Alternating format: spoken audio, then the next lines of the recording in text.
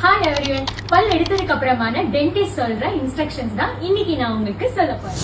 First instruction என்ன அப்படின்னா, பல் எடுத்ததுக்கு அப்புறமா டாக்டர்ஸ் காட்டன் பல் எடுத்த இடத்துல வச்சிருப்பாங்க. அது 30 மினிட்ஸ்க்கு ரிமூவ் பண்ணக்கூடாது. 30 மினிட்ஸ்க்கு அப்புறமா அந்த காட்டன் ரிமூவ் பண்ணிட்டு ஒரு ஐஸ்கிரீம் இல்லைன்னா கூலான ஜூஸ் குடிக்கலாம். ஆனா ஸ்ட்ரோ யூஸ் பண்ணி ஜூஸ் குடிக்க கூடாது.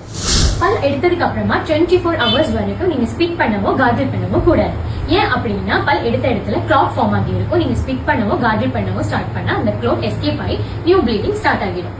அதே மாதிரி 24 ஹவர்ஸ் வரைக்கும் உங்க நாக்காலையோ உங்க விரலாலையோ பல் எடுத்த இடத்தை வந்து டச் பண்ணி டிஸ்டர்ப் பண்ண கூடாது. டூத் ரிமூவல் பண்ணதுக்கு அப்புறமா ஒரு 2 டேஸ்க்கு நீங்க ஹாட் அண்ட் ஸ்பைசி ஃபுட்ஸை அவாய்ட் பண்ணணும். சாஃப்ட் டயட்ஸ் தான் ஃபாலோ பண்ணணும். டூத் ரிமூவல் பண்ண செகண்ட் டேல இருந்து நீங்க பிரஷ் பண்ண ஸ்டார்ட் பண்ணலாம். ஆனா ரொம்ப ஹார்ஷா அந்த இடத்தை டச் பண்ணி பிரஷ் பண்ணக்கூடாது. அதே மாதிரி டூத் ரிமூவ் பண்ணி செகண்ட் டேல இருந்து ஒரு வார்ம் வாட்டர்ல சால்ட் போட்டு கார்கிள் பண்ண ஸ்டார்ட் பண்ணலாம். ஆனா விகரஸா பண்ணக்கூடாது. ஜென்ட்லி கார்கிள் பண்ணி ஸ்டார்ட் பண்ணலாம். இது உங்க ஹீலிங்க்கு ஹெல்ப் பண்ணும்.